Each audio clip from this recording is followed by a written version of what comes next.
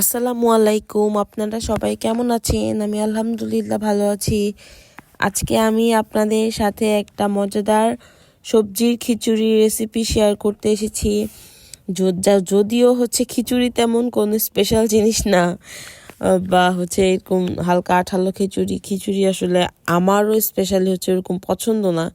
কিন্তু এই ঠান্ডার মধ্যে মানে আমি মাইন্ডটা একটু চেঞ্জ করে আমি ভাবলাম যে দেখি একটু রান্না করেই ফেলি কেমন লাগে। তো আমি এখানে পালং শাক আর পেঁয়াজ পাতাটাকে একটু হালকা 50% বয়েল করব, সো দ্যাট আমি এটা বয়েলের জন্য করে দিছি। আর এখানে আমি খিচুড়ি প্রিপারেশন করছিলাম, পেঁয়াজ রসুন, তারপর এগুলো তেলের মধ্যে দিয়ে আদা, তারপর আরও যত সব মশলাপাতি থাকে, কাঁচামরিচও দিয়ে দিয়েছিলাম আমি এখানে। দেন আদা বাটা আমি ঠান্ডার মধ্যে মানে অন্য কোনো কিছু রান্না করে অনেক আইটেম করে নিজের হ্যাসেল করতে চাচ্ছিলাম না, সো দ্যাট আমি এই ইজি প্রসেসটা গ্রহণ করেছি, যেটা শুধু খিচুড়ি রান্না করব আর ডিম ভাজা করব, কাবাব ভাজবো, দ্যাটস ইট। আর এখানে আমার খিচুড়ির প্রিপারেশন চলছে। আমি সবগুলো মশলা ভালো করে, গরম মশলা দিয়েছিলাম যেগুলো ওই যে বাকি টুকটাক মশলা। তারপরে এখানে ফার্স্টে আলু দিয়ে দিচ্ছি, কারণ আলুটা কি একটু ভাজা ভাজা হলে ভালো লাগে।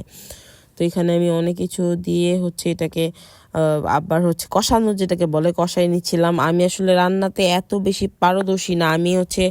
আমি বাসায় আম্মুকে বা আমার শাশুড়িকে যেভাবে রান্না করতে দেখি, আমি বাসায় এসে ওইটুকু হালকা পাতলা মানে সেম প্রসেসটাই আমি একটু আবার রিপিট করার চেষ্টা করি। আমি ওদেরকে দেখে দেখেই শিখছি, কারণ মা আর শাশুড়ির কাছ থেকে মানুষ শিখে। আর আমি বাবার বাসায় তো জীবনও পানিও ঢেলে খাই না, এটা একটা খারাপ বিষয়। তো এখন আমি সাথে বসে থেকে শিখছি আর কি। এই পাশে বসে থেকে শেখাটা আমার মানে ছোটবেলার অভ্যাস। যখন আমার দাদু বা আমার আম্মু জোরে জোরে কোনো সূরা পড়তো, আমি পড়াশোনা করতাম পাশে বসে, কিন্তু তখনও আমি বলতাম, আম্মু ওই যে আয়াতুল কুরসি বা যে সূরাটা তুমি পড়ছো জোরে জোরে পড়ো। তখন আমার পড়া বাদ দিয়ে আমি সেই পাশে বসে থেকে মানে আম্মুর সেই পড়া থেকে আমার আয়াতুল কুরসি মুখস্থ হয়েছে। আমার এরকম বেশ কয়েকটা সূরা এইভাবে মুখস্থ হয়েছে। তো আমার এভাবে পড়াটা অনেক আগে থেকে মানে দেখে দেখে দেখে শিখাটা আর কি। আর এখানে দেখেন আমি একটা ভুল কাজ করছি, যে এটার মধ্যে তো আরও অনেক সবজি যাবে, তো তখন জিনিসটা কত বেশি হয়ে যাবে না আমি আসলে বুঝতে পারি না। আমি ছোট একটা নিয়ে নিয়েছি, প্যান নিয়ে নিয়েছি। তো তারপর আমি এটার মধ্যে একটু বড় মানে এখানে মশলা টশলা দিয়ে তারপরে আমি ভাবলাম যে না, এখন বড় একটা কিছুর মধ্যে নেই। তারপরে যে এখানে আমার এই শাকটা আর সিম যেটা ছিল, সিম আর এই কি বলে এটাকে, পেঁয়াজ পাতাগুলো সিদ্ধ হয়ে গেছে। এর মধ্যে আমি এখানে ফুলকপিও দিয়ে দিচ্ছিলাম। ফার্স্টে ভাবছি ফুলকপি দিব না, দেন ভাবলাম যে ফুলকপিটা শীতের সবজি দিলে ভালো হবে। তখন আমি একটা চালনি দিয়ে আমার এট দ্য সেম টাইম যে আমি বয়েলের জন্য রেখে দিয়েছিলাম, ওটাও আমি মানে করে নিয়েছি। আসলে আমি সবসময় মনে করি কি যে আমার মেজারমেন্ট ঠিক হয় না কোনো কিছু, আমি অল্প কিছু রান্না করতে পারি না। আমার আম্মু বলে আমি নাকি আমার নানুর মতো, আমার নানু নাকি আগে কখনো অল্প কোনো কিছু রান্না করতে পারতো না। আমার খালামুনিও বলে যে এটা আনোয়ারা বেগম, মানে আমার নানুর কথা বলে আর কি, যে আমি কখনো কোনো কিছু অল্প করতে পারি না, বা করলেও মেজারমেন্টটা আসলে আমার ঠিক বুঝি না যে দুইজন মানুষের জন্য কিরকম হবে। বা আমি একটু বাড়ে রান্না করতে চাচ্ছিলাম, কারণ আমার শ্বশুরের বাসায়ও দিয়েছি। দেন আমি এখানে চলে গেলাম পেঁয়াজ কাঁচামরিচ। আমার জামাই আমাকে একটা নতুন যন্ত্র এনে দিয়েছে, বলছে যে সে দেখছে আমি একদিন পেঁয়াজ কাটতে কাটতে অনেক কান্নাকাটি করে অনেক কষ্ট পাচ্ছিলাম এই শীতের মধ্যে। তো সে আল্লাহর বান্দা, সে অনেক ভালো মানুষ, আল্লাহ তাকে অনেক খেতের দান করুক। সে আমাকে এই জিনিসটা এনে দিয়েছে। তারপর আমার অনেক হ্যাসেল কমে গেছে আর কি। আসলে সত্যি কথা এটা, যে এটা অনেক ইফেক্টিভ একটা জিনিস।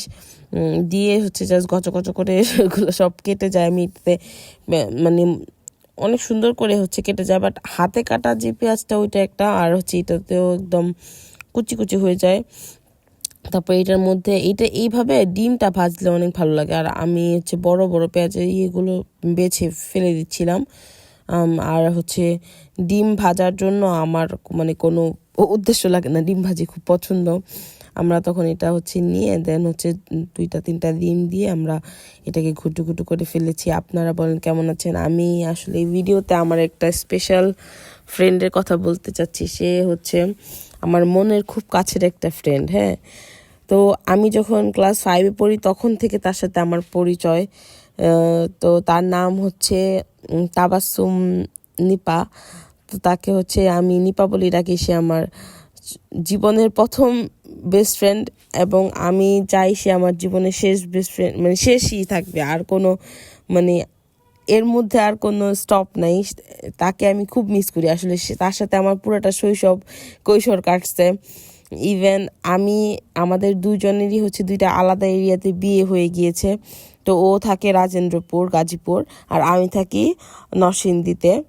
কিন্তু এখানে দেখা যায় যে আমাদের মধ্যে দূরত্ব কিন্তু একটুও নেই। আমরা আসলে অনেক দিন পর পর একজন আরেকজনের সাথে কথা বলি, বা এমন আছে যে রোজই আমি হচ্ছে রান্না বান্না করতেছি, দেন আমি ওর সাথে কথা বলতেছি এট দ্য সেম টাইম, আবার সেও তার কাজগুলো করে মাঝখানে আমার সাথে কথা বলে। মানে আমি তাকে খুব মিস করি। সে আমার লাইফের অনেক বড় একটা পার্ট।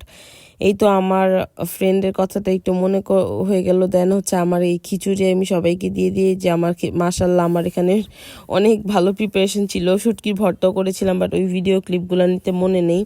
টুকটাক সালাদ ছিল, কাবাব ছিল, দেন আমার হাজব্যান্ড মুরগির মাংস আনছিল, মুরগির মাংস নিয়ে আসছিল। দেন এই নাগামরিচ দিয়ে শুটকির ভর্তা দিয়ে আমি এইভাবে খাচ্ছিলাম। আপনারা কিন্তু এই ঠান্ডা ঠান্ডা ওয়েদার, এই গরম গরম খিচুড়ির সাথে এই ভর্তাটা একদম অমৃত লাগে, একদম অমৃত। এই খিচুড়িটা আমার না বেশি লেটকা হলে ভালো লাগে না, একটু আঠালো হলে ভালো লাগে। এবার আমার হাজব্যান্ডও ভালো করে খাচ্ছিল, অনেক মজা করে খাচ্ছিল। দেন এখানে ডিম ভাজা, আমি সবার জন্য ডিম ভাজা করেছিলাম। এখন আল্লাহ হাফেজ। আপনারা সবাই আমার জন্য দোয়া করবেন, আমার ফ্রেন্ড নিপা ওর জন্য দোয়া করবেন, আমার হাজব্যান্ডের জন্য দোয়া করবেন, ওর হাজব্যান্ডের জন্য দোয়া করবেন। তো আজকে অনেক দিন পর হচ্ছে আমার কাছে কেন যেন মনে হলো যে আমি আমার বান্ধবীটাকে অনেক মিস করতেছি। তুমি যদি ভিডিওটা দেখে থাকো তাহলে তুমি আমার রেসপন্ড করো, তাহলে আর তুমি আমার বাসায় তাড়াতাড়ি বেড়াতে আসো। আমি তোমাকে অনেক মিস করতেছি, অনেক বেশি মিস করতেছি, সত্যি কথা। আমি লাইফে সবসময় ওটা অনেক বেশি মিস করি। সব মোমেন্টটা মনে হয় যে আহারে ও যদি থাকতো আমার কাছে।